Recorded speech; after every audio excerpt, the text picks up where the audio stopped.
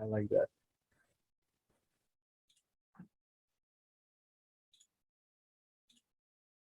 Does anybody else have to rejoin? Like I joined a couple minutes early and then it just sits there. And then I have to go back in. No, I and have then to. I have to start the meeting. Oh, Yeah. So you're going to be in a waiting room until I start.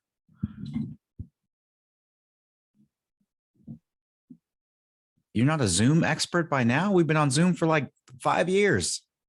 I have used Teams. This is the first interaction with Slack. Really? The Accelerator. I mean, I'd use Zoom, but we might mainly use Teams. WebEx is awful. It's funny, but usually it feels like, at least in the big tech industry, there's a big divide. Either you use Microsoft tools or you don't. It depends on the Salesforce piece.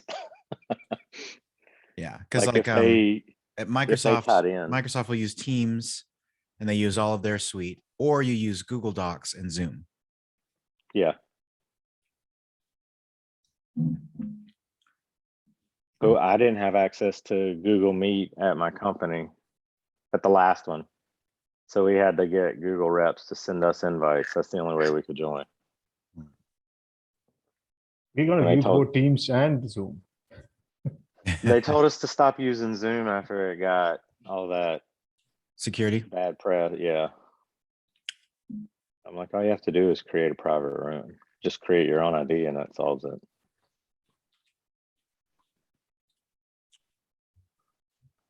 Hey everyone. Yeah, same thing for me. Mostly just use Teams for work. Zoom I only use for mentor mesh. Actually, I know our agency uses Zoom, I think for larger events. I'm not usually participating in those. It's better for larger events, I found. Teams is.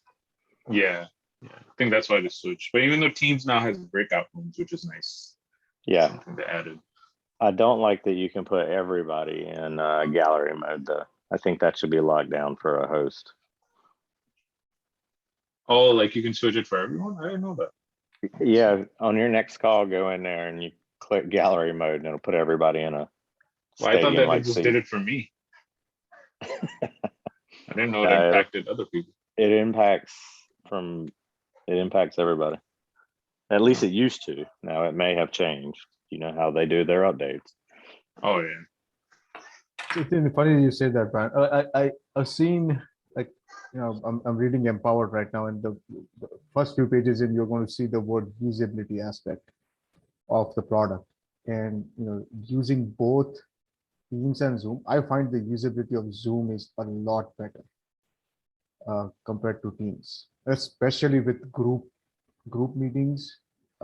It's just very funny how Teams is like, oh, where should I go to do this? It kind of increases stress for people, especially the ones hosting, compared to Zoom. Yeah. I have yet to see an organization do a large all hands on Teams. It's either Zoom or WebEx. Or webinars in Zooms. That's what I've seen. Webinars, yeah. like. All right. So let's get started. So I have a couple of things I wanted to talk through real quick with you folks. And then I'd love to hear from you. Maybe many of you have checked out the news and you saw the Netflix plummet. Their stock dropped like 35% today. And the reason I bring that up is the same reason I always do. Like there's no such thing as stability. Like Netflix is absolutely the global leader in streaming, but the world economy has been, especially investors and Wall Street have been super fidgety the last couple of years, as you can imagine. So 35% does not reflect Netflix's success as a company. That is purely an emotional reaction. But that's the way we are, right? But the problem with that is that's material money that Netflix loses, that they no longer have access to, and it does impact their business. So you look at the real estate market, Redfin and Zillow stocks have been plummeting for a while. Peloton, fell off the map. Zoom stock went down. Coinbase stock is down. Robinhood stock is down. Like that's the world we live in. Now, these companies will still thrive. and they'll rebound, but the ups and downs, like you can't avoid them. But what I found throughout my career, though, is if you pay attention to these things, you account for these things, the ups are still so much better than the downs.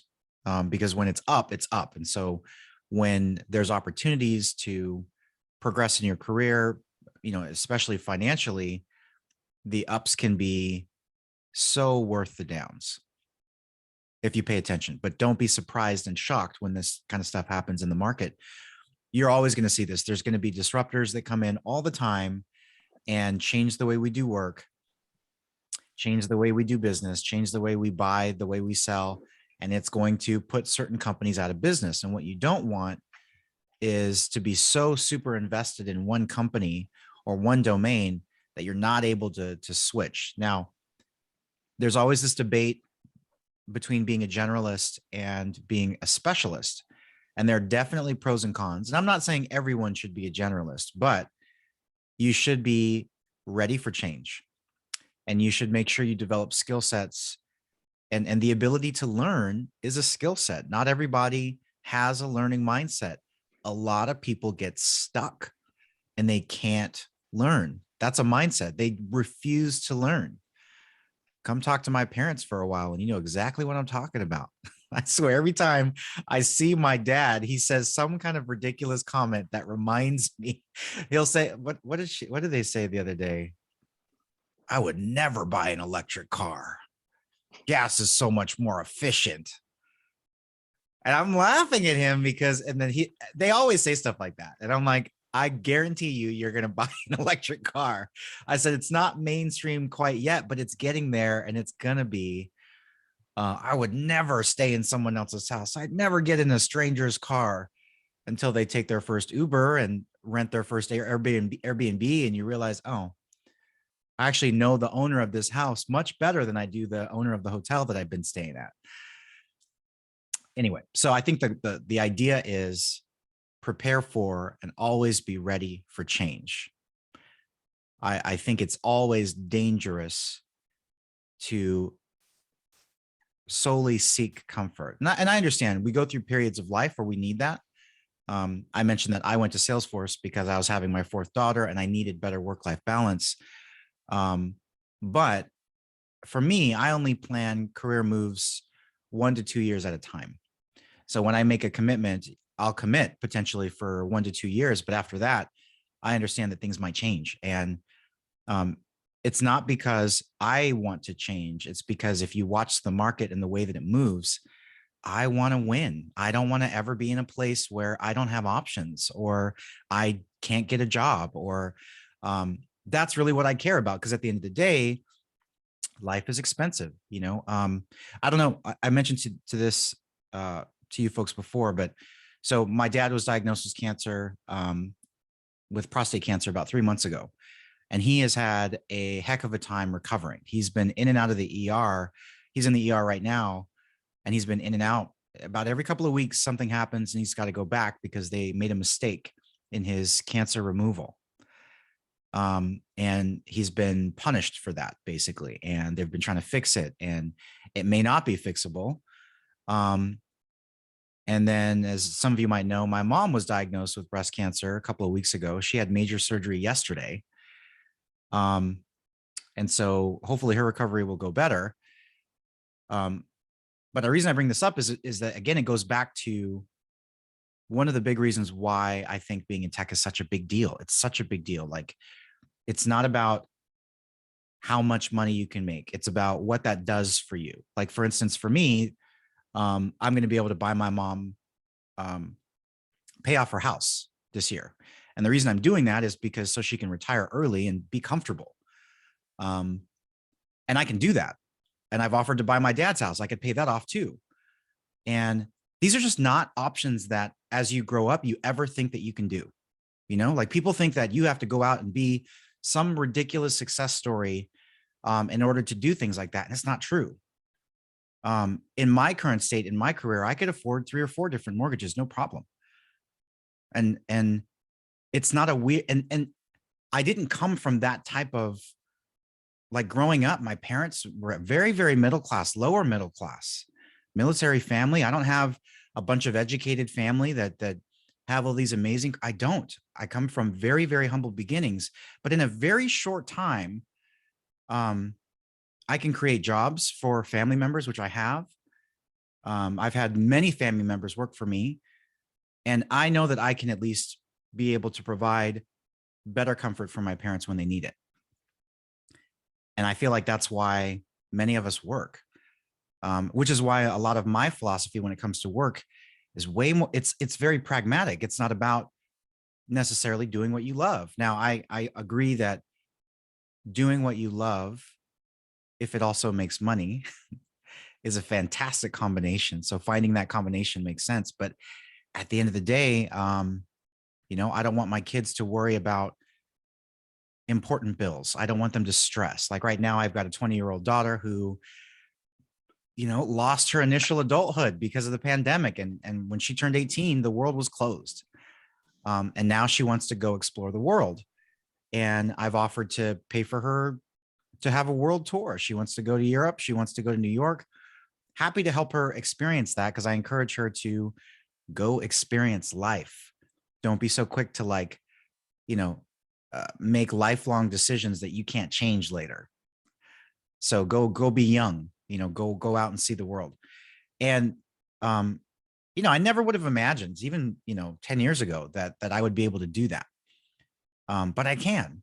And I feel like much of that is because I aggressively pursue growth, even more than most people within tech. So, and kind of really quick, I guess, on an update from me as what's happening in my job search. So conversations with LinkedIn are going great. I've met even more people there. I put a lot of pressure on them because basically what happened with the Mentor Mesh, me wanting them to do Mentor Mesh, I got several executives to say, yes, they want to do it. However, and this is just big tech culture, they have to put it in the budget, and they've already locked down budget for this year. So what they're trying to say is, Jay, come just work for us at some random job and we'll talk about it again later. Now, that might just be, who knows what that means, right? Because the thing is about big tech organizations is, even if you're higher up, because I'm talking to VP level, these are people that report to the chief product officer who reports to the CEO. These are very high level people. Even they can't just do whatever they want. That's big corporate culture. There are rules, and unfortunately, that's why a lot of these companies move really slow, is because there isn't as much autonomy as you'd think that they would. And a lot of that is because they're publicly traded. They have to be more careful about the moves that they make. So they're a little bit more regulated. So there's a cost. They do provide a little bit more stability, but it comes at a cost, innovation, pace, cost. So I may still end up going to LinkedIn, but in the meantime, and I'm doing this strategically, and this is why I'm sharing it with you, I am also interviewing with Indeed, with Airbnb, Amazon, Meta, Spotify, and Netflix. And why would I do that? Do I even want these jobs? Probably not. But remember, like, this whole like job seeking thing it's a game. Okay. It really, really is a game. The reason I'm interviewing at all of these places, number one, it's good for me. It's good practice, because especially if you interview for a job they don't really want, there's less pressure, and they're going to ask you stuff, and you're going to kind of get the interview jitters out. A lot of this is about practice. Interviewing is ridiculous. But practice helps. And when you do get to an offer stage with a lot of these companies, you can make them compete against each other. Because, so for instance, let's say LinkedIn gives me a job offer. They will not initially want to give me a sign-on bonus. Now, they can give hundreds of thousands of dollars as a sign-on bonus, but they won't unless they have to. So a lot of times when you transition from a company, they will give you a sign-on bonus to help cover, they'll help cover like stock that you're losing, or whatever you're losing by making that transition. They try to make it up to you in cash. But if they don't have a reason to, they won't. Excuse me. But if I'm like, okay, I've got an offer from this company and that company, and I legitimately would take that offer if I don't get a good counter offer. The conversation is different, and I definitely believe in negotiating from a place of power, because at the end of the day, we're talking about control. We're talking about forcing these companies to stop trying to get you at a discount, because they're a business. They're not going to overpay for you if they don't have to, but they do understand your value and they will pay for it. They will, but you got to give them a reason why. And so sometimes a lot of people will get multiple offers for that reason, simply to say, hey, I'd love to come to your company, but Meta's offering me more. Can you match them, or can you beat them? And they will, because they have budget for it. They do, but sometimes you got to give them a reason to. Again, it's a ridiculous game, but it is how it's played, and it is how you get the most out of your role. Okay, so that's kind of what's going on with me. What I'm going to do is, as I write up as I study myself, because I've got to, get my mind right. Because a lot of it is, they'll ask you questions about products. Like for me, like in product, they'll ask very common questions, and they'll want you to recall things that you've done. And you just got to be ready to talk about those things. So it's good to kind of sit down and, okay, what did I do with this product? Sorry, like even one thing they asked me, one interview was like, they always ask you, like, what's your proudest accomplishment, or what's the most technical problem you've ever solved? Things like that, right? So you just got to be ready, because you don't want to be stuttering and spending 10 minutes thinking about what it is, and then you come up with maybe not the best example when maybe you had a different one. So spend some time to kind of think about that stuff. So I'm going to write a lot of this stuff down, and I'm going to share it with you folks too. I have a ton of like study notes from when I prepared for my Twitter interview, when I prepared for Amazon interviews, just to kind of help maybe think of some things you should think about when you apply for roles. So that's my personal update. And then 2 quick notes. So with the accelerator, a lot of what I'm trying to do with folks in the accelerator is help you to be in demand and be recognized as industry leaders. So sometimes when some of these tasks and stuff that we do, they may not seem super obvious as to why we're doing it. And I think there was a little bit of confusion even with the group challenge, like, why would we do this? And I think I explained it a little bit during the AMA, and I'll try to do a better job of that. But the posting online, creating a brand, and working with individual groups to motivate them to take action, those are fundamental parts of being a really good leader, in my experience. Because a lot of people they tend to focus on, again, domain experience and becoming an expert, and that's what they focus on. And they spend less time focusing on the value of bringing people together. And I think that if you elevate yourself as a leader, you can create your own space at the table. I don't like to beg for a seat. I want to be begged to sit. That's the kind of mentality I think people should have, because it's a much different, it's a very different game when you play it this way. And it's good growth for you. It's good growth for everyone around you. And I think there's nothing but positive. I was talking to one of the leaders at LinkedIn specifically about this, and I made a joke because I saw this position at Netflix. It was a director position at Netflix. It was only posted for 1 day, had 730 applicants. And I'm laughing with her about it, because she manages the job seeker platform. And I said, what that means is like 99% of those people, 731 of them, are going to have a really bad experience with that application process, because most of them are going to be auto rejected, because nobody's going to look at that many. Only one person is going to be hired. Maybe 5 will be interviewed. Maybe 5, probably 3. So that means the other 700 plus are going to have a bad experience. How do you change that as a platform, right? How do you change that? How do you make that experience better? Because those people will not get hired. And she said, I was talking to her through my philosophy, and she's like, well, let's say all those 700 people became influencers, right? They're out there creating content. And I kind of explained the logic behind this, right? Let's take MentorMesh for an example. We've got a number of people here that have already started to contribute. And I've already watched many of you start to transform and become more confident, and you're starting teaching more, you're talking more. Now imagine you had 100 people that were doing that all the time. Now, are they going to go out there and get jobs and everyone's just going to, every time they apply, they're going to get the job? Of course not. But what they're practicing in public is leadership. And everybody that's exposed to that person is going to level up personally because of that person's enthusiasm. Imagine a mentor mesh becomes 1,000 mentors and creators that are actively helping people, chatting with people, helping people grow, sharing content. Imagine that was happening. What I told her was, it's not just about personal development. This is about changing the industry and raising the bar. Because a lot of what we do, especially like in product management, it's not rocket science. It's all documented. So when you go to these interviews, I think it's ridiculous that what you're asking me to do is to recite what's clearly documented in the world. And so all you have is a bunch of studious people doing interviews that they've practiced, giving you the same answer that you said is right. Now, what if everyone has the right answer? What happens to that interview process? What happens is the bar gets raised. You can't come to this interview and say what everyone else knows. Now, what happens to the industry when the bar is raised? What happens to the products that we put out when the bar is raised? We get better products. We get better product managers.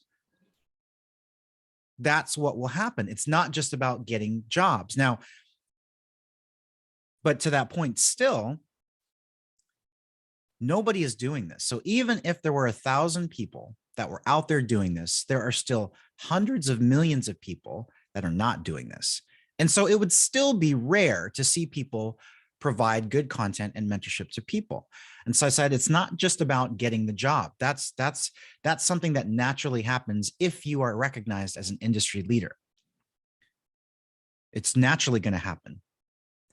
So a lot of what I'm trying to do within Mentor Mesh is to help create those 1,000 leaders. I want to help create the next generation of leadership that care about mentorship. And we talked also through the fact that when hiring managers hire, they always hire at the highest level they can hire, which means all of these senior people don't know how to bring junior people along. Not enough companies are practicing creating the best talent. Instead, they are competing for the best talent, which makes no sense. I've mentioned to you many times how Microsoft had me. I left. They gave me a job offer for 2.5 times to come back, but I wasn't materially a different person. Why are they willing to pay more money? Because that's the way the system is built. The system is built to compete for talent, not to create talent. They had me. They could have just invested in me, made me think that they cared about my future growth, and I would have stayed. All of us want to be loyal to these companies. We do, but you have to give us a reason why. Otherwise, we're always going to, we would go to the highest bidder. And those that don't are just kind of cheating themselves by not, because those companies are still not investing in them. So I think there's a whole spiral of things, including benefit, that comes with all of this, right? And so that's what I'm pushing for. I still believe in it. It's possible that I could go to LinkedIn and have to infiltrate it from the inside and make them included as a part of their budget. The reason I'm thinking about LinkedIn specifically is because I feel like they have the scale to do it. If you get the right people to say yes, they're kind of at a good place in the market where I think they can do it. All right. And then I'm kind of running through this because I want to give you guys time to talk too. You folks probably also saw the product manager bootcamp, product and program manager bootcamp.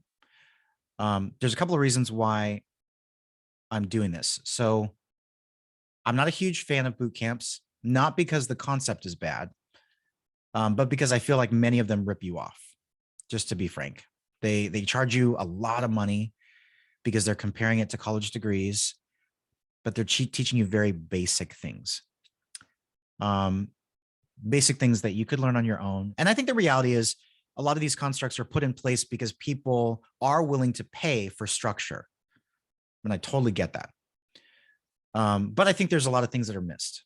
I actually don't have a problem with the price of boot camps. I have a problem with what you get for that price. Because obviously education, transforming your life, starting a new career, absolutely worth $15,000. Of course it is. But are you getting $15,000 worth of benefit for that? That's my problem. And a lot of people will give you very unrealistic expectations. 3 months and you'll have a 6-figure income is a ridiculous thing to tell people. Again, it's like winning a basketball game by teaching people to shoot half-court shots and say that's how you win a game. Yeah, you could, but I mean, most people will not win that way, right? So what I want to do with the product and program manager bootcamp is to talk and touch about like all of those different things that I feel are being missed. People that join that program will be invited to the Accelerator program. I'm going to talk about product management. We're going to talk about roadmaps. We're going to talk about discoverability processes. We're going to talk about how you vet ideas, hypothesis, all the things that I can think about that I've actually done. And I'm also going to bring a lot of different speakers that have also been in product for a long time that are going to be talking about their different projects and processes and the way that we go through some of this. I want to provide templates so that you could use it in your own current jobs, starting points if you don't have templates, things like that. There are certain documents that most PMs are always producing, things that are kind of table stakes for the industry.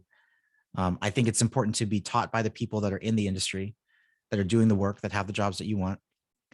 And so that's what it's going to be about. And finally, interviews, because there are common things that everyone is asked. And until that system changes, we're going to have to play the game for a while. But, it is what it is. But to be honest, it's actually easier now, believe it or not. I feel like it's fairly easy. It's just understanding that it's practice and that it is a numbers game, right? Like it's not, I'm going to be the best interviewer and I automatically win an interview. It doesn't work like that. It is a numbers game. You're going to have to interview a lot. Even if you're great, you could get 2 boneheads as interviewers and they don't like you. And because of that, you don't pass, even though you're very qualified. That's the way the system is built right now. So I'll share more about the boot camp. I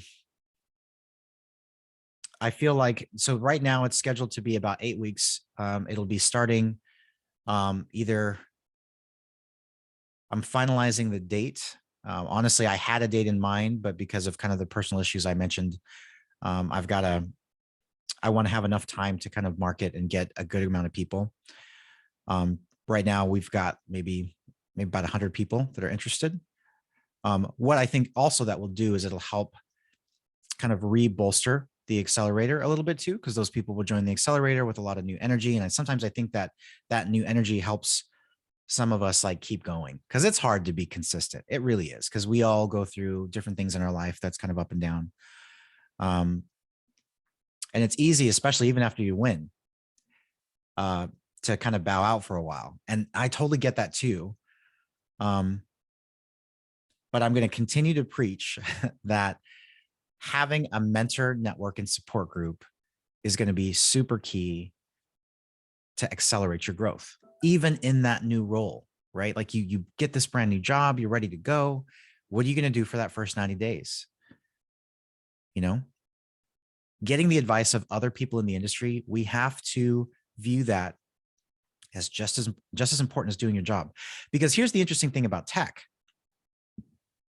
A lot of times, especially product and program management, what we do, it's not like construction work. I've got a lot of friends that are in the construction industry. It's either you built the house or you didn't, right? You either put the frame up or you didn't. Tech is not like that. It could take 2 weeks to design a product. It could take 6 months. It could take 18 months. What's the difference? And who can evaluate the difference? People are different. Environments are different. It could take 2 weeks. It could take 2 years. And it's really hard to evaluate why those things happen. And so our work is a little bit more ambiguous. So the way we handle things is going to be different too. So anyways, the boot camp, I'm going to try to address a lot of these different topics, issues. You're going to want mentorship. You're going to want that. And I believe that for those that, and there are many of you that are very invested in the accelerator, I believe that MentorMesh is positioned to help create the next generation of mentorship focused leadership. And I think that's what this industry needs. Right now, it's a very egocentric industry. People go out there and win, announce their win, and drop the mic and leave. They don't naturally think to pull people up. They're just out there winning. They're up there with the 1%, doing 1% things and forgetting about everyone else. And that's something that I really want to change. Very happy that you won, but share why you won. Who can you bring up? Right? Because a lot of these folks, like not every company, but a lot of companies that are like Director Plus, many of those folks are millionaires, and you wouldn't know it because people don't share comp, but they are. And what are they doing with all of that extra income? Do they really need? None of us need that much money. What are you doing with that extra money? They have the opportunity to lift people up. So I would love to many of you, right? We'll get there. But if you start thinking about giving and sharing now, when you get there, you will continue to give and share. But unfortunately, I think a lot of people, they're just not, we don't naturally think like that, you know? So that's a lot of what I'm trying to think, especially when it comes to the boot camp and the things that I share, the accelerator focus. I've been really happy and excited about this recent accelerator with all of you folks. The growth that I've seen, the excitement that I've seen, and that kind of how it's rubbing off on other people and everyone's taking initiative and you're out there building stuff. As you're helping other people, this will absolutely help your career.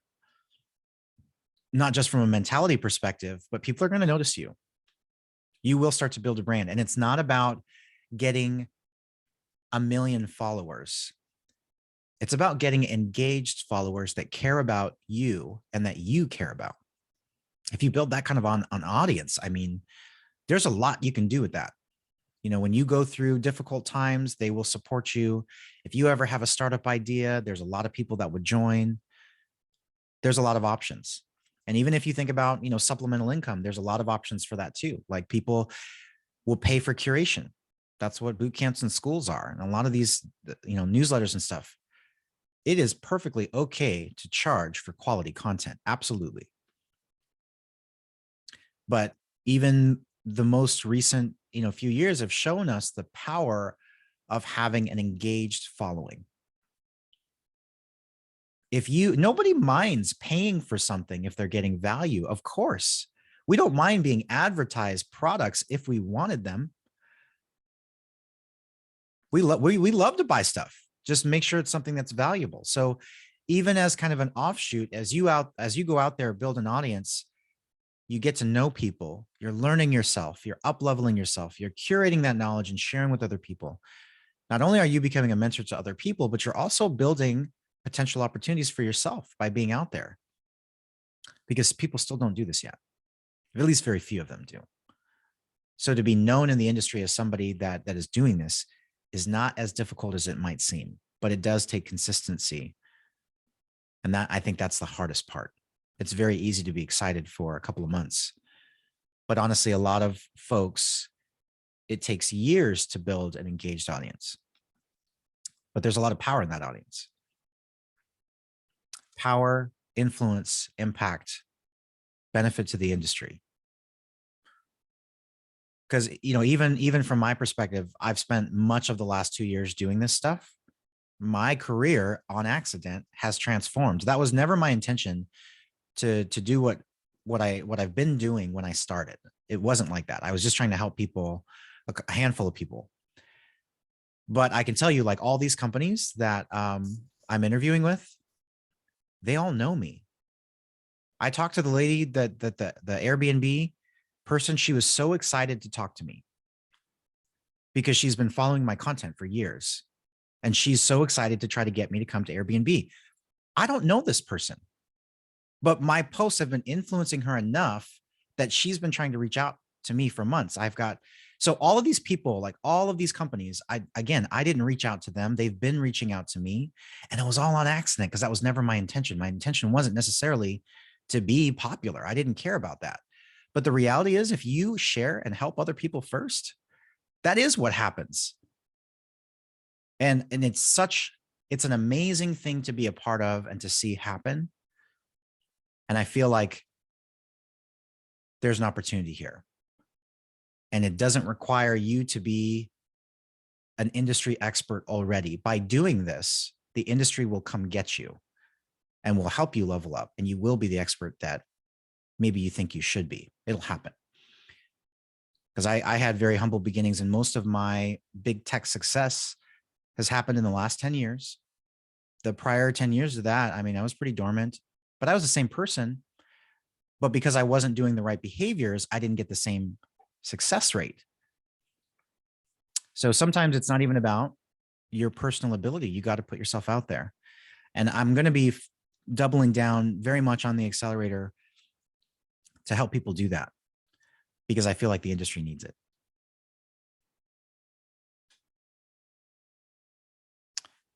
All right. So I'm going to pause there.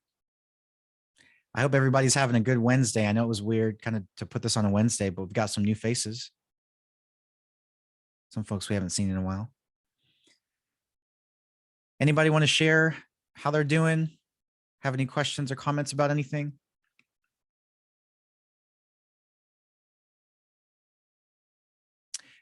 I know everybody's been kind of working on, Eileen, were you going to say something? I saw your mic light Oh up. yeah. So this is my first meeting. I finally joined. All right. I'm still trying to navigate what's going on and what is up. But I will be starting a new chapter in my career in about a month. So it was, so Chiten knows a little bit about this. So this is what we spoke about. So it's an adjacent role to product, but it is in the product group. And it's one of those situations of, as my daughter said, oh, so basically they're not paying you or giving you the title of product manager, but essentially you'll be doing that. And so I was like, yes. But in my situation, I felt it was a right move, because what I was really looking for was corporate culture, a place where I knew I could add value immediately, because it's with a financial services company, as well as I know they specifically hired me because of my experience and background. I do know my previous experience at GE Capital was definitely an asset to them, because the company is structured very similarly to them. And so that's what I did it. I'm hoping to just take this role, learn as much as I can, grow from it, possibly, pivot out in a year or two, depending upon where I feel I'm ready. But it's kind of scary, I'll be honest, because I've been, I've been out of it for a while, but I'm also very excited. So just thought I'd share. Yeah, that's awesome. Thank you for sharing that. And to that point, right? Like when you start this job, I love what you said, like learn what you can from this job. You can pivot in a year or two, no problem, or even sooner than that. It depends on opportunities that are in front of you, but leverage this group too, right? Leverage the meetings that we have. If you're willing to talk at a Twitter space, that's a great place to do it. If we need more private events so we can have more kind of private discussions like this, I think that's fine too. We could definitely do that. And let's talk about, whatever you're willing, or I would say legally allowed to share. I don't want you to like break any NDAs by sharing too much, but I think that that's important. Like most of us, like when we get a new job, like we're just trying to figuring it out on our own. And I don't think you need to. You'd be surprised. Like I found, like I've talked to a lot of people that maybe are a lot less senior than I am and gotten great advice, because everyone has a different perspective and they can make you think a little differently. And you're like, you know what? I never thought about doing it like that before. But leverage this group for sure. Like our Slack channel is private, obviously, so nobody's going to see it except us. But as you're starting this new job, yeah, you come across something, an odd scenario you're not sure how to handle. I'm sure many of us, myself included, are very willing to give you some pragmatic advice. Like if any of you guys are ever dealing with HR issues, I got a couple of stories I could tell you about how I tried to handle it and how it didn't work. Maybe not for a recorded session. We'll do an unrecorded session. Hey, Chinton, what's going on, man? Hey, Jay. Can you guys hear me okay? Yeah, sound good. All right. Hey, I wanted to ask you a question since you're interviewing for product leader positions.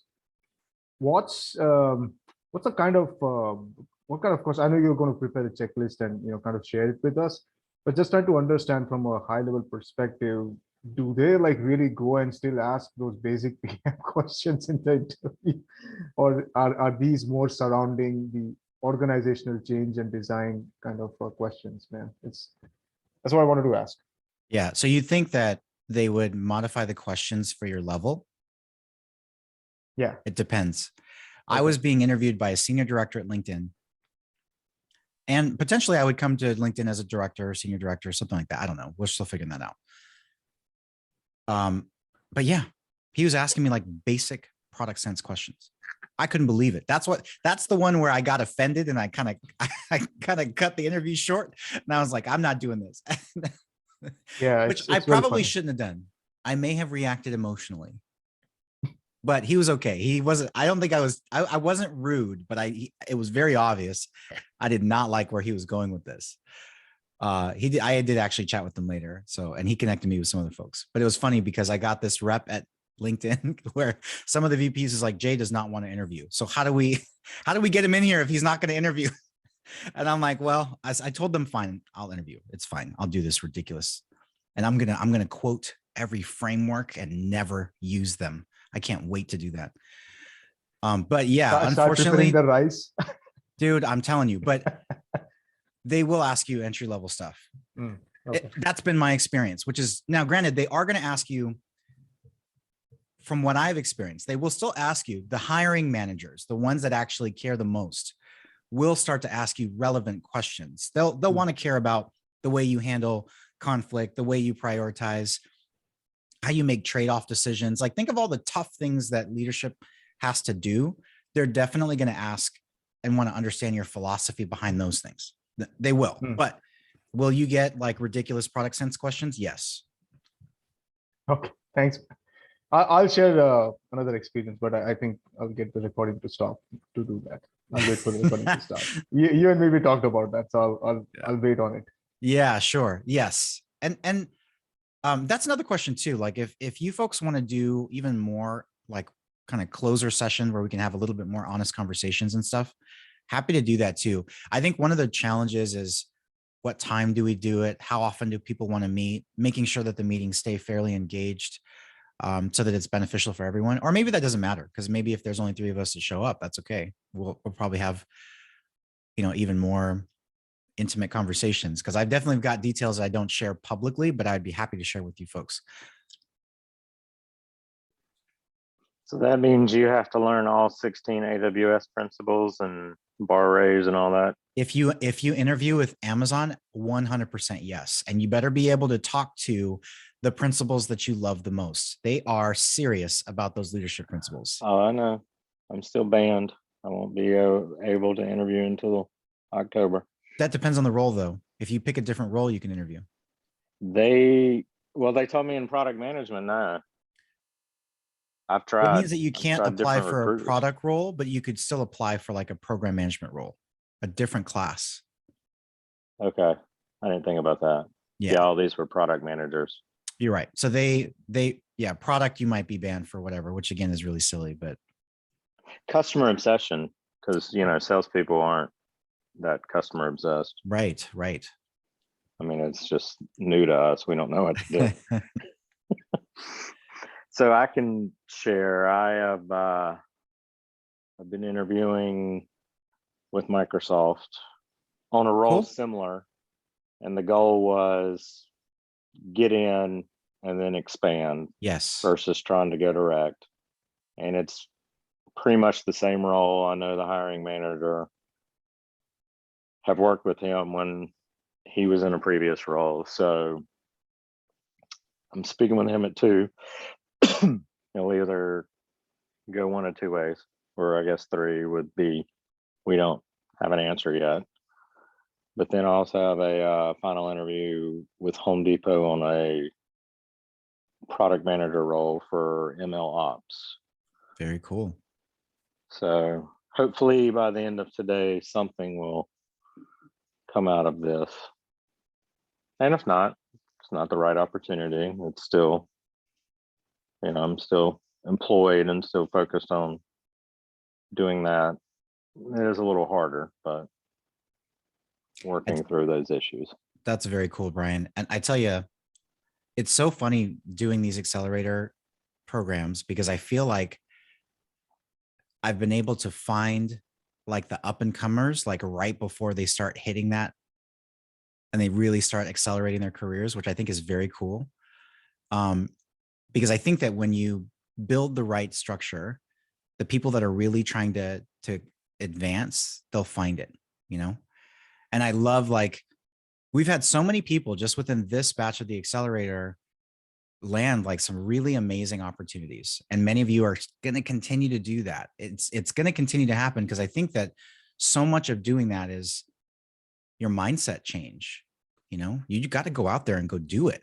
There's so many people that are qualified today that just don't apply, which is like, we just got to not be scared and just be okay with failure and like understand that failure is growth. But that's really cool, Brian. I'm really happy for you. If there's anything, of course, that we can help, or especially with Microsoft, if there's certain teams, like what team are you interviewing with?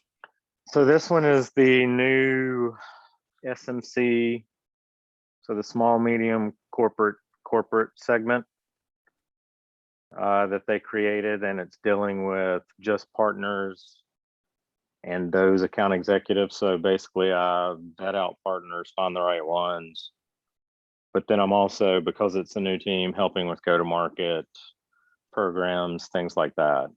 It's under Laney Phillips. What city is the position based out of? Anywhere. Okay. So they interviewed 3, and hiring manager said any 3 could be hired.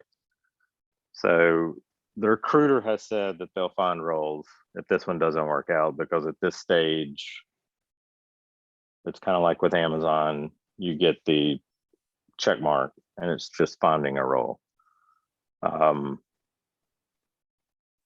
But I decided to kind of apply for 1 because I knew the manager, and 2, it was a way in. Yep. And what I've found is if I can talk to people, I can relate those skills. But on paper, I'm still getting we don't have product management experience. And that tells me they don't even read the resume, because the resume is written for product management. Right. I even added more keywords specifically. And they still, so it's just getting that. And so that's why I figured. And the guy actually used to own the company that I work for, ironically. So he kind of knows the people I work for. But hopefully that'll go. And then if not, I've got a conversation. It's more marketing manager, but it's a startup, Talk Walker. So there's options. There's more. It's kind of a lull, but things are starting to at least kind of pick up. It's good to But hear. yeah, I'll let you know. I appreciate it. Yeah. Hey, Linda. Hello. I'm sorry I was late. How's everybody doing? Good, good. What's going on with you? So I had an unexpected movement. And so I'm just going to give kind of a partial update, and then hopefully I'll know more next week. So when I went to New York for the technical eminence workshop, the day I was due to come back, I got like a Slack just from out of the blue from the manager I interviewed with for the cloud security architect position. Just wanted to let everybody know, when you get the news that you didn't get the job, I've been replying back, and I thanked her for taking the time to interview me and wished her luck in staffing up her new team, and asked her that if she had any positions come up in the future that she felt like would help prepare me for that security architect role, to please consider me. And guess what? She has a senior engineer role, and she contacted me about it. And I don't even have to interview for it because I've already passed, her interview. So we're in Good for talks. you. Good for you. That is awesome. And that's a great testament to not burning bridges and staying professional. And because in your case, obviously, you were really, really close, really close. Yep. So Yep. that's amazing. Yeah, my only, the drawback for me is that this position will be involved with certifying IBM's cloud for FedRAMP, and I don't have that experience. So she had to get somebody that had that experience. But I could do everything else. So now I'm going to get the opportunity to learn FedRAMP. So that'll be a valuable skill. That's awesome. Congratulations. Thank you. So we're working on it. Hopefully I'll have something next week. Very cool. Hey, Colleen, what's going on with you? Hey, yeah, things are going all right. I have kind of different end of the spectrum sort of news. But I think recently, so I've had a lot of stuff happening this month. My last surviving grandparent passed away. Got to travel to Minnesota to visit with family and hang out. And I think I've might have finally contracted COVID 2 weeks prior to going on a family vacation. So everything's kind of coming to a head right now. But one thing that I'm really excited about is I'm actually going to put in my notice for when I return from my family vacation. So my last day will be June 3rd, working for the city of Charlotte, where I am right now. And I think upon lots of reflection and kind of trying to figure out what the best option was, I keep on coming back to this idea of like, life's too short to really continue to be stuck in a space, in a role that doesn't really provide a whole lot of excitement or give me a lot of joy in life. And so I'm in a good financial position, and I have a lot of support from folks around me. Done a lot of research about questions for like health insurance and what best to do on that front. And I think I just keep on coming back to this reality of, yeah, I want to create space to really pursue and focus on things that I've wanted to do in changing careers. And I don't think that staying in my current job is really allowing me to do that, just from a kind of like a mental and emotional exhaustion load. So yeah, I had a little bit of a break in between funeral and returning back to work. And I used that as a bit of an experiment of what would I do on a day when I'm not working, when I'm fun employed. And I was really excited about the results, and I just kind of felt a renewed sense of vigor and enjoyment of how I could spend my time when this particular job isn't the focus. So yeah, I think it's cool to hear all the different directions that people are going with their career journey right now, and mine being actually stepping away from a job. So that's a little bit of a highlight for me. What you're doing, Colleen, is very, very brave, and I think it's going to pay out for you. You know what's interesting, and I'm just going to throw this out there. There's a lot of people, even in the accelerator, that have the time and are in a similar position as you are. You know, like Sayre, she's said something very similar on Slack. Amber is like super hardcore into MentorMesh and looking for things. And there's a lot of people in this group that have a lot of energy and potentially time to devote into something. So I mean, whatever you folks decide to do, you can amplify that if you did it together. I'm just going to throw that out there because it doesn't take like a million people to come up with something really incredible. And sometimes, especially when it comes to smaller startup ideas, it is about time and putting the work in. Now, like even very specifically when it comes to building a brand, like on LinkedIn or something like that, right? There's a lot of power to that brand. And I've kind of said that. If you're trying to sell something, a lot of times these influencers, what they do is they build an audience first, and then sponsors come and say, hey, sell my stuff. And why do they do that? Because it works. Because that influencer population, they have a bunch of people that care about their message. Now, obviously, you don't want to abuse that and start selling stuff that you don't believe in. But if you sell something that's relevant to that audience and you do believe in the product, there's opportunities there. And the only reason I bring that up is because I feel like there's a lot of power there. But even in that, the idea of building like a quality following, that is time and consistency. That's all that is. It's paying for curation. So let's say you guys got together and you came up with an idea and you wanted to go do something.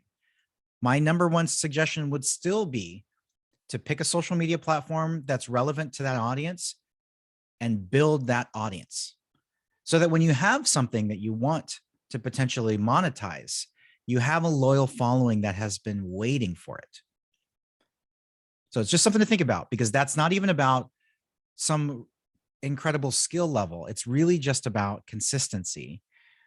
And when you have people that many of you are looking to enjoy your next job and you really want to stop hating your job, and I'm with you, I get that big time. There's people here, I think, that would do that with you. So just something to kind of think about. Yeah, that's awesome. Yeah, and I think the accelerator seems to be a really cool incubator. And I think we're like really scratching the surface of the talents and the interests that everybody has here. And so I'm excited to see where that goes for all of us. So We could create a new LinkedIn. There you go. We just need more devs in here. Maybe I got I need devs. to like double down on the devs so we can get more devs in here. But it's funny, like when I have a harder time with that audience sometimes, because it just takes more conversations to get them to a point where they can value the community building. It's a lot easier to get PMs to do it just because it's kind of part of the job. But I have I'm actually been kind of double downing on trying to get more devs to be involved in that value, because obviously I feel like the value will be just as equal for them as it is for anyone else.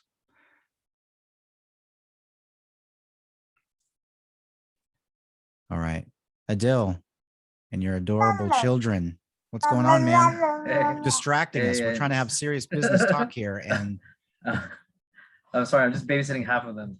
So, but it's so nice to see everybody, and I'm so happy for everyone. And Colleen, like that's awesome that you're taking such a huge step.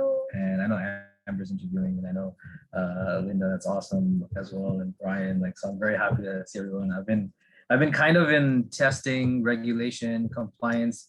Jay may know because I work in fintech, so we're under like testing and auditing and that kind of stuff. So I've been missing for a while, but it's so nice to see everyone.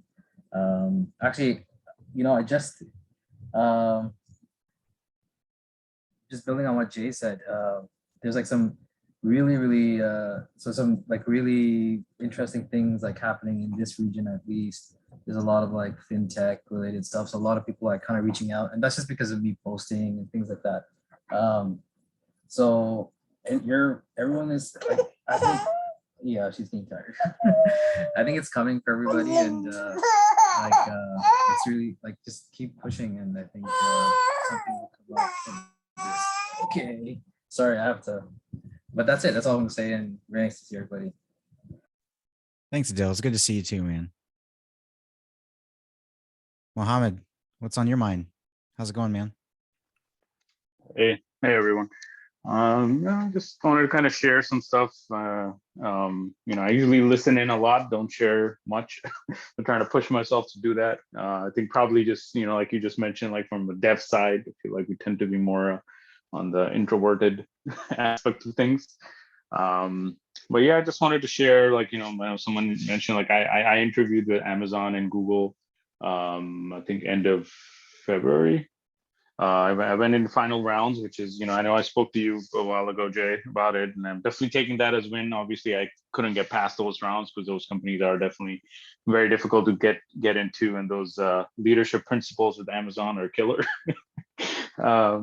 Prepared a lot. So I think I burned myself out preparing for those two interviews. So I kind of just slowed down with my interview prep. But I need to ramp it up because I do have some more interviews coming up. I think one of the things that I'm kind of in conflict with is I do like what I'm doing, but then again, I'm surrounded by a lot of you product managers. I've just been piquing my interests because at work currently we don't have product managers. I know that we are, being government. I know we have a new fiscal year starting, so I know our CTO has proposed hiring product managers and stuff, so that would be good to have those, but we don't have necessarily product teams, so we tend to struggle a lot, and a lot of like myself, like we have to kind of pretend to do those things, kind of play multiple roles, not only managing my engineering team, but also manage projects, kind of make sure work is coming in, talking to the stakeholders, so kind of end up wearing a lot of different hats, doing a lot. I also do a lot of cloud infrastructure type stuff too. So I'm kind of all over the place. But yeah, so just trying to, with coding, I always, that's something I've struggled with recently because I just don't code at all, honestly, at work. So in a lot of these interviews, especially for a lot of the tech companies, not Amazon, but I know Google is very heavy on technical skills, and they have a coding round, which I don't think I did that well on.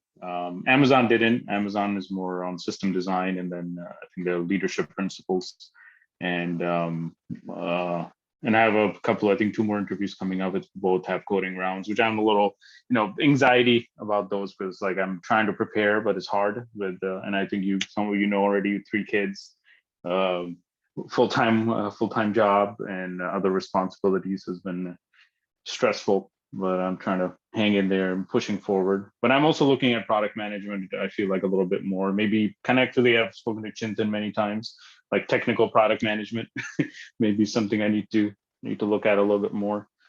But yeah, just want to kind of share that out. One other thing was I got very good feedback from Amazon for my interview, which is the recruiters were very detailed in terms of where I lacked and where I need to improve upon. Google, unfortunately, not so much. They're like very like, they told me, okay, technical skill wise, I didn't do too well, so that's why they passed on me. But that, I wish they would provide more detail than that, so I could kind of know what areas to focus on and get better at. But yeah, kind of just chugging along. My participation has been a little bit low. I'm still kind of pushing myself, towards. I still haven't started like really properly posting on LinkedIn and stuff. Like I always want to do it. I think about it. I think I just kind of get into the issue of, like I need to sit down and format a post, and I just don't get the time to do it, and I just never end up posting it. But yeah, I need to start doing it. Yeah, that's it for me. Yeah. Thank you for the update. Everything you're saying, like final rounds in those big tech companies is a big deal. And I'll just reemphasize that most people never get picked to even interview, let alone make it as far as you did. And what that does tell you is that you are qualified. A lot of this is a numbers game. And the interesting thing too, especially if you're considering PM, when it comes to the technical piece, you kind of have to ask yourself, like, do you want to be more technical? Because if you don't, that's okay. There are roles for you. And, Jay Ko, was talking about more about technical PM. You might find that you're a great technical PM and you're technical enough to be a very effective PM. And that's why I say, like, you got to kind of explore what's out there, and it's okay to change roles, and you don't have to build your skills to fit a role. It may be about finding the role that fits you better and what you want to do. And a lot of engineering managers, even Amazon does this a lot. People that are TPMs, technical program managers, a lot of those become SDMs, software development managers, because managers a lot of times in a lot of companies stop coding, and they're more about kind of more project managers in some sense, right? But they have technical knowledge, and that helps them manage the projects better. So it might make sense for you to take a look at some other roles, unless of course you just want to, be more technical, but you may not want to. You may feel good with where you are and just want to double down on what you're good at, which I think is always a great idea. Yeah. Thank you for that. Yeah, that's why I think I'm kind of internally figuring that out. I do like being technical. Like I've really enjoy working with cloud services and things like that. Like I've spent a lot of time. I pretty much set up most of the cloud infrastructure for my government agency where I'm at now. So I do like the aspects, but again, that's not necessarily programming. And I do managing, and like you said, exactly, yeah, just fell more into project management versus like day-to-day coding and things like that. So yeah, I think I just need to kind of figure that out and maybe look at some other roles as well, just to kind of see where I kind of fit in best.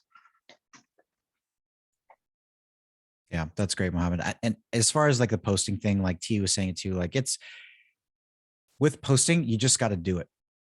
I mean, I know how it's so easy to get caught into wanting to do it perfectly.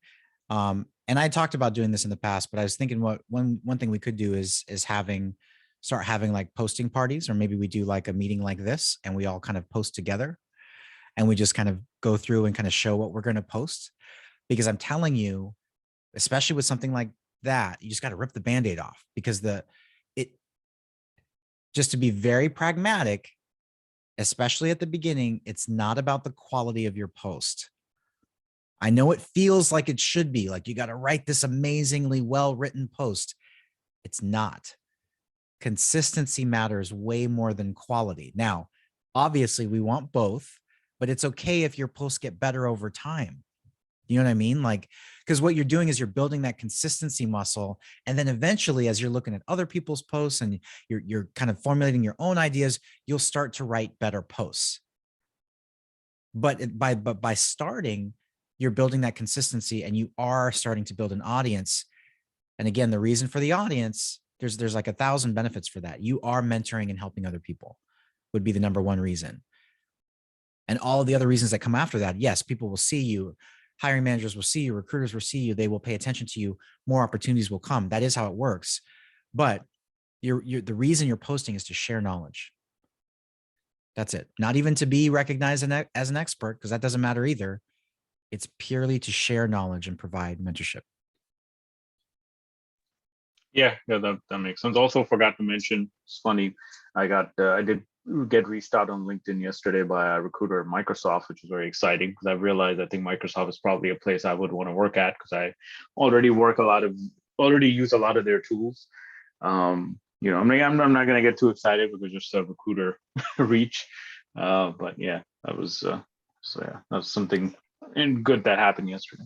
That's very cool. And just so you know, it's a lot harder to get into Amazon and Google than Microsoft.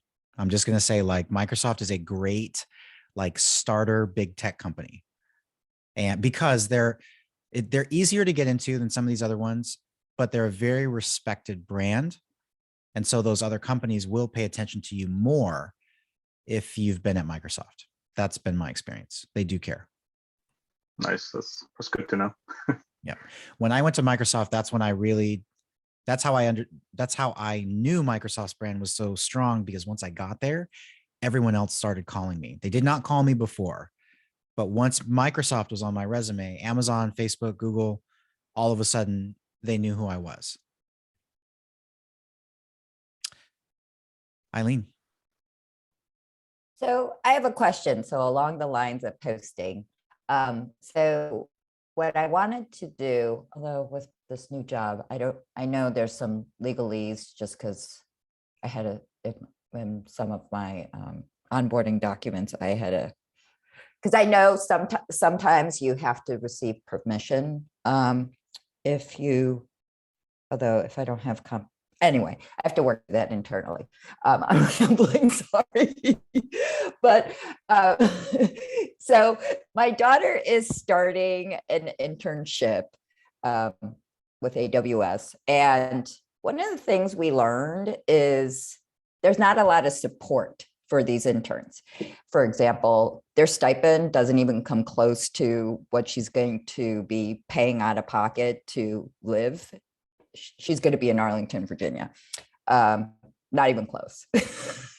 They don't help with the relocation. You're supposed to take it out of the stipend. So anyway, I have opinions on that. But then she also never heard from the hiring manager. For a while, she didn't even know who her contact recruiter was. She didn't know how to connect with other interns. She literally went through, I forget how many pages she said of LinkedIn searches just to find literally 3 fellow interns, not even just AWS, Amazon in Arlington, Virginia. She found 3 out of probably, I think she went through at least 100, 200 pages of people. And part of it was not a lot of these kids are posting stuff before they start. Like she hasn't changed her profile to say incoming AWS intern. But so what we were thinking was, or I was thinking, was creating some sort of platform to connect interns from maybe different companies, roles, locations, trying to figure out how to break that down.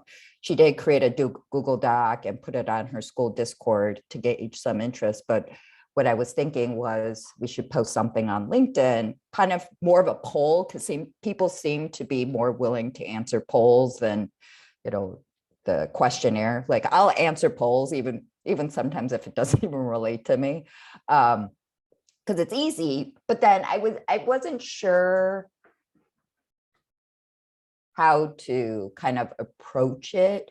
Like, do I just say, trying to gauge some interest, please, based on actual experience or whatever, trying to figure out how to get people to answer the poll in a meaningful way. Like, I don't want like bad information. So, and then like we have 5 questions that's on our Google Doc, Google form, I should say. Like, should I post like 5 days in a row? So again, so great idea. There are some groups, depending on what role it is, like if you join the Product Buds Slack channel, I think at least 60, 70% of those folks are college, like recent college grads or interns, or that kind of caters to that crowd. But again, like, and I think all of us do this. So what you're thinking is that the quality of your posts is what's going to garner responses. I don't think that's the case. The question is, how do you get interns to see it? It doesn't even matter what question you ask necessarily if nobody sees it. Like if a bunch of people like me respond, like I've never even had an internship. Who cares what my opinion is? I'm not even in college. You don't want my opinion necessarily. So really, so it sounds like an interesting idea. My assumption is that those communities exist. And the reason I say that is because when I saw the enthusiasm from the Product Buds team, and I know another folks, Tech Pods is another group that caters towards early age internships. I believe those communities probably exist. So part of it is finding them. But if you really wanted to start your own community, I think part of the key to that is to have relationships with the colleges. Now, it doesn't have to be an official relationship with the college, but with the college students. So it's about, I think, finding a handful of college interns like your daughter that are really excited about this, that will reach out to other people in their college that are also in internships. And I think a lot of it is a slow build, because if you can't, the question is how do you send a message like this to all interns. There isn't a way to do that because that's the problem you're trying to solve. There isn't one, right? But there are a lot of interns that are out there now. Like I see them on my feed all the time. So it could be like, if I were to reach out to every intern that I saw that was saying that they had an internship, that's what I would do. Because maybe I could find 20 or 30 of them.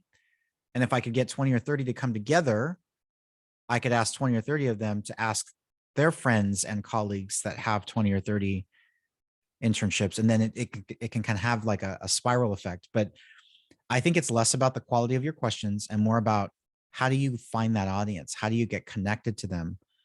When you think about like how Facebook was formed, a lot of that was around colleges, right? Like it became viral among colleges. One thing that you could do, because if you're just trying to solve the problem, I think you can find the existing networks because I think they're out there. If you're trying to do a startup, then I think it's about how do you get control of that audience? How do you get them to see your post? I think that's about building relationships with college students. Well, luckily she's connected to, like, I was trying to get her to do this, take ownership of the polling on her LinkedIn, because 99% of her connections are fellow college students. I mean, the vast majority are within the University of Illinois and are engineers, but she has connected through people through her high school who are scattered throughout the country.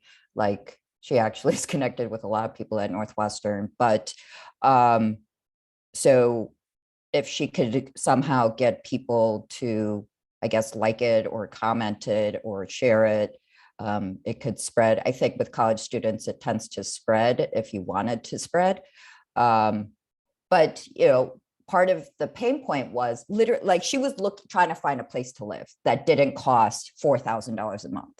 Because initially that's what we thought we had to pay, because we couldn't find anything. Scoured Airbnb, Facebook, Discord, you know, et cetera. I mean, literally 10 different, LinkedIn, just, and ultimately we finally did find something, but she ended up just calling around apartment places looking for a short-term lease. You know, she tried to find roommate, something to help offset the cost. But so I guess that's what triggered all of this, is we couldn't find, I am aware of Product Buds, but it seems to be those kids are interested in product. There are some offshoot, like there's a lot of UX people in there, but like she's going to be a solution architect intern. For her, it was more of trying to develop a relationship. So she's not just moving to a strange place, working at a company where she knows no one. Anyway, so that's what kind of started. I think with that too, though, like if she's trying to build relationships, then it's okay if they're product managers. Right. Oh, for sure. I mean, I told her what her main focus should be: don't screw up the internship. Yeah. And meet as many people as she possibly can. Find out, because she thought she know what she wanted to do. Mm-hmm. And then she did learn she doesn't like low-level coding, like she hates it. So she definitely knows that's not what she wants to do. So then she's all confused. And I told her the best way to kind of figure out what area is, I mean, she's going to be working at HQ2 of Amazon. That's a great opportunity. I mean, a lot of people are still virtual, I think, but she has access to so many people at her fingertips. I'm like, try to network as much as you can. Yes. Okay. That's what I was going to say. Like, that is actually her biggest opportunity to network, because she's one of the cool kids. So they'll talk to her. Whereas if she were to blind message them on LinkedIn, they may not, because she's not anyone to them. But as an intern, there's going to be a lot of people that are more than willing to help her. Yeah, for sure. Definitely. So I definitely agree with that. Another angle too, and again, like, it has to come with your purpose, because if you're just trying to solve for your daughter, there's probably more manual ways, like we talked, to go look and find. But if it was more like a bigger idea, you could also form relationships with the company's university recruiting programs. So, because that's what they do. Like, they are the ones that help recruit the interns. Having relationships with them could help. And I've met a few of them too. So depending on how serious you are about doing something, I might be able to make some connections too. But most big tech companies, big branded companies have some type of university recruiting. You could even find them on LinkedIn, like look up university recruiting. Maybe they have a way for you to like if you, and then think about what are you going to offer them, right? Like, let's say you find all of them. Are you starting a Slack channel? Maybe that's an easy way to get them connected. You got to think about, okay, what is it that you are providing or asking for? Get really clear on what that is before you even contact and start building these relationships. So you have something to say. And they might even be able to, even tell you of other groups and ways to connect that audience too. She did find a Discord of Amazon interns. Okay. But so she did just find that, but she got this offer like almost 2 months ago. And she Yeah. just found it last week. But that's the thing is this, trying to find how to connect with people has been kind of a needle in a haystack. And somehow she just happened upon it. And then she even learned that one of her TAs is interning at Amazon in Arlington, Virginia the other day, and she's been trying to find people. So Yeah. I guess it was more of trying to connect people, but the living situation, we made the false assumption that Amazon would put these kids up, and then we learned that wasn't the case. They take that frugal principle very seriously over at Amazon. Yes, they do. Amazon is customer focused, not employee focused. So you're not going to get the Microsoft style culture there. Microsoft cares about their employees. A lot of companies do. Amazon is absolutely customer first. They care more that you're going to get your package on time, which we appreciate as customers, but working for them is a whole different category. Although, a lot of people that I know do enjoy working for Amazon, but they do work at a higher clip than most. It's a very entrepreneurial environment too. Not everybody's going to help you. You got to go figure it out. You got to go rally that support and be an entrepreneur and make it happen. I think it's actually a very interesting place to learn, especially for someone like your daughter. I bet she could learn a lot. Like if you have the bandwidth, you will learn a lot from Amazon. People at Amazon know how to get stuff done. I've seen that pretty consistently when we've hired executives from Amazon. They may not be the most empathetic. Some of them need some help with that, but they are very good at getting things done. And that's undeniable. All right, very cool. I know we've gone a little bit over today. I really appreciate everybody showing up. I know it's kind of an odd time.